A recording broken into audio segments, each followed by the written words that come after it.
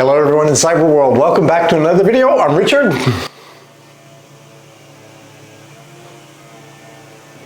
This is our channel we call Poor Man's DIY.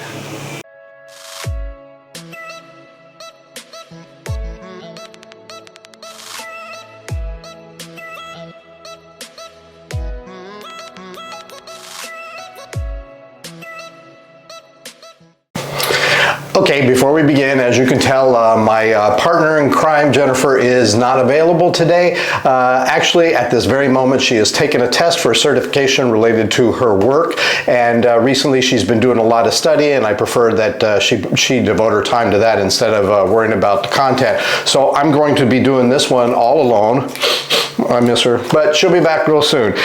Today's video was intended to be a project that we had made. However, we've been working with another company that asked us to perform a review, and their product arrived much sooner than expected, and so we wanted to get on this one right away. And that particular product is a smart plug. Now, this particular company, we're actually really happy to perform this review on, and that's because several years ago we had purchased a smart light switch that we installed all over the house, and all of a sudden, one by one, they started to fail beyond repair. I looked up on the internet, and it looks like this was a common occurrence that was happening to a lot of people, and so we went and found, after some research, we found a replacement for it from a company called GHome, and we placed those in, and those have been working fantastic. We like the app, we like how the switches work, and so when this company happened to reach out to us and talk about switches, a plug, smart plugs, we thought this would be a perfect opportunity, and we also had some ideas on where we needed to use this in the first place.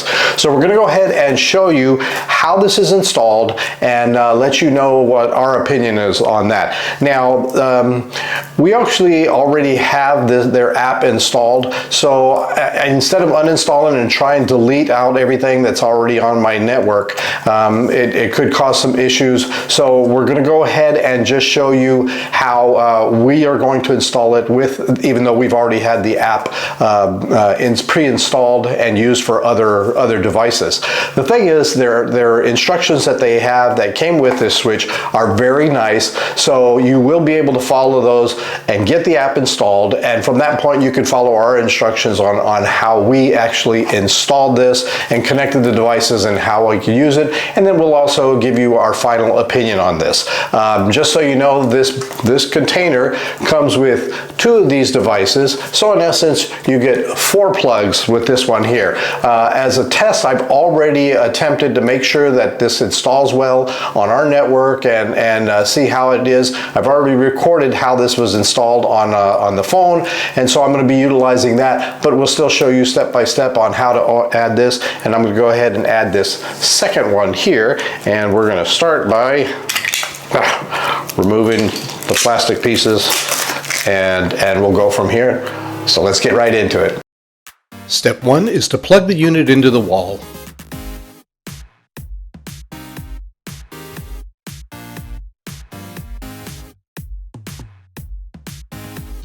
While that's booting up, install and open the GHome app. Click on the plus symbol at the top right in order to add a new device. In the Add Manually section, click on the socket. Here you will select your network and enter your password. As instructed, press and hold the reset button for 5 seconds.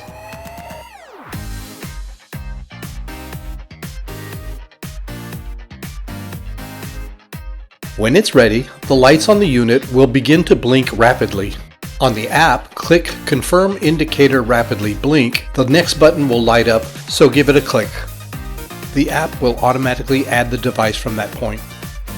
And finished. Yep, it's just that easy. Now I plugged in a couple of lights to test the functionality.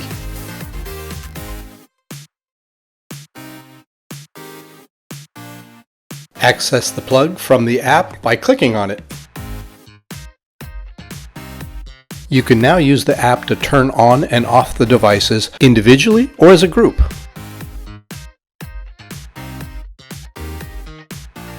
You can manually turn devices on and off from the plug itself.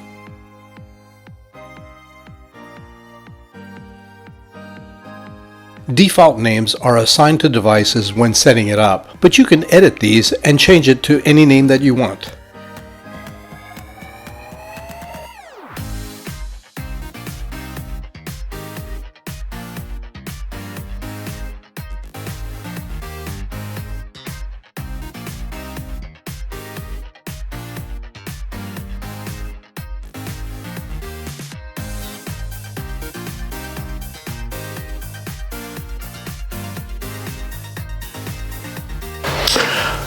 Okay, we've got everything set up. Let's go ahead and give it a try. Alexa, turn on umbrella 1. Alexa, turn on umbrella 2. Alexa, turn on the backlight. You might not be able to tell that back there. The good thing about this also that it works with the Alexa app really well. I obviously don't have a Google app, so I can't testify for that. But with Alexa, this is brilliant. It makes it easier and it makes it very convenient. Alexa, turn off the studio. So you can control each one of these plugs one by one individually. You can use Amazon Alexa to group them together and control all at once. So we have always had to plug these things in, turn the switches on. It's always been kind of a pain, but this here is for us a game changer. Now this is only one application that we could use this for. I could get additional plugs and put them in other places. I like the idea of possibly connecting it to our printer table, because we have a Cricut, we've got a laser printer, and I've got a dot matrix printer. No, let me take that back. I got an inkjet printer and another, and another device all in the same area, and it'd be kind of nice to be able to control those all with this type of switch. Obviously, we haven't had this for a very long time, so I can't say how well it works 1 year from now, even 1 month from now. But for right now, I got to tell you, I am very, very pleased with this. I have been a smart home fan since pretty much day one. Some of the first ones that came out when Alexa came out were very, very complex on linking to Alexa, and if they ever got disconnected, it was a nightmare to have to reset it. You had a little surge in the power of the house, and you'd have to reconnect the whole thing, and it would never work easily, and literally take an hour or so just to get it reconfigured back online. Things have gotten a little bit better as we go.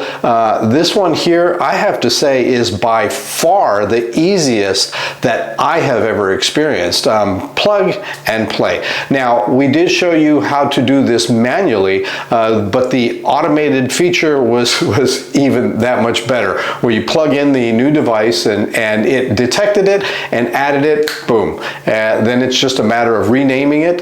So it comes with a standard name, such as, I believe, Smart Plug 1. Then you can actually leave that name if you want to. I tested it and Alexa acknowledged it, and I would tell, turn on Smart Plug 1, and it worked like a charm.